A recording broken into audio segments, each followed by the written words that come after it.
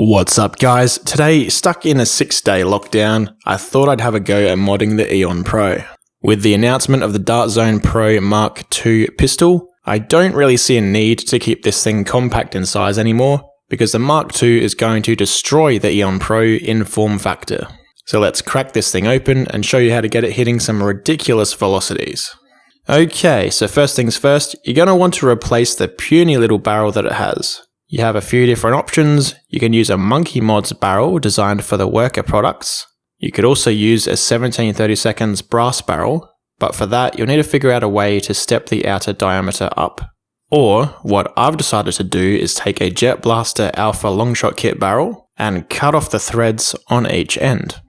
The benefit of this choice is a tighter inner diameter of 12.7mm compared to Monkey Mods 13mm. Which is the same ID as 1732 brass. Compared to the brass though, this is much more durable, and it's already the correct outer diameter to fit the Aeon Pro.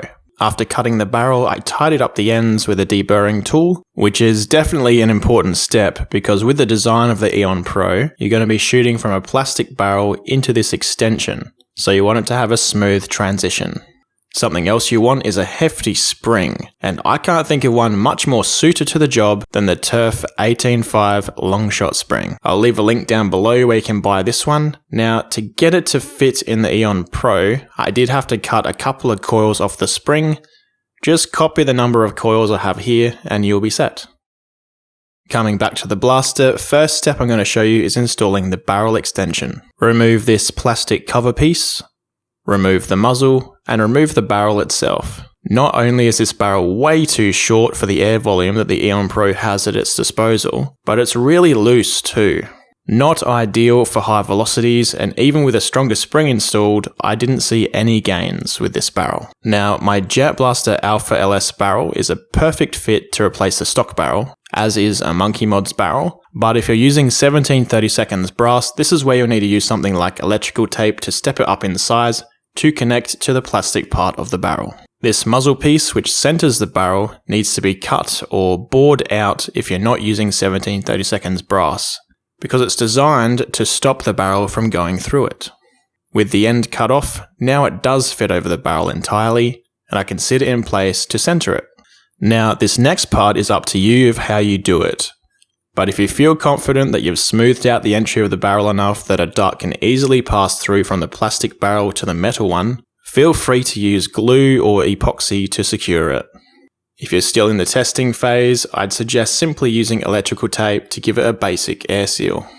With my epoxy, it sets in 5 minutes, cures in 30, and reaches full strength after a whole day. After coating the barrel in epoxy, I left it to stand upright for about an hour before continuing the rest of the video.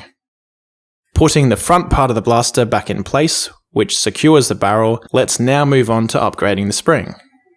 The cylinder simply lifts out with the bolt and awl, and you twist to remove the end cap, which allows you to take out the spring.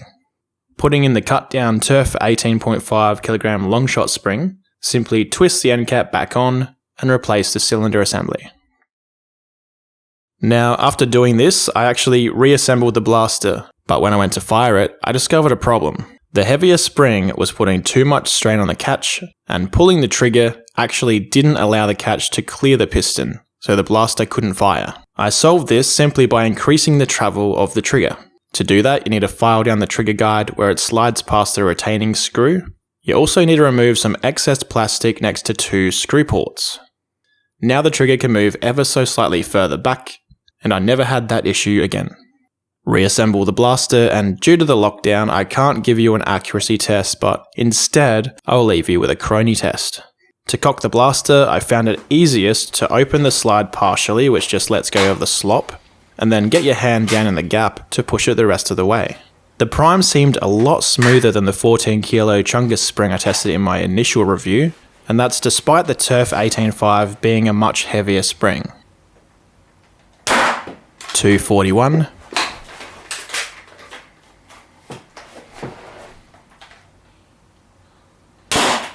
254,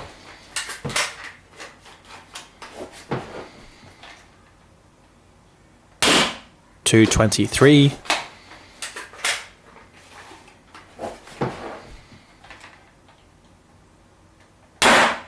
275.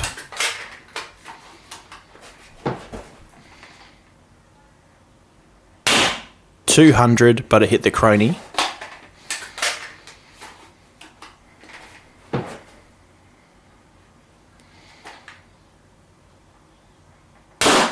And $241. Now, besides using a magazine, there's another way you can fire this blaster too, and that's to simply top load a dart straight into the barrel.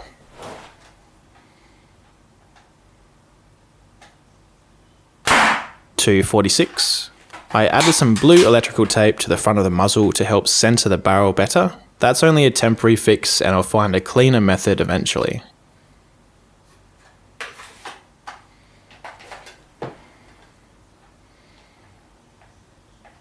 $278.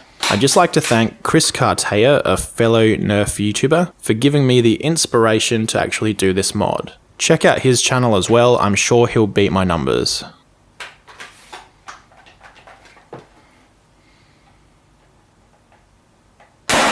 Ending with a 225 and an average of 242.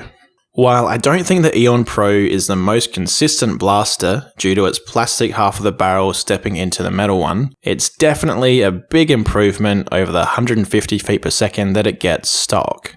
I'm sure some makers will design drop-in entire replacement kits for this that do away with the plastic portion of the barrel, but for now, because these are so cheap, you may as well have a go at modding one yourself. That's it for this one. Hope you enjoyed the video. Leave a comment down below if you're going to have a go at this yourself, and I'll see you on the next one.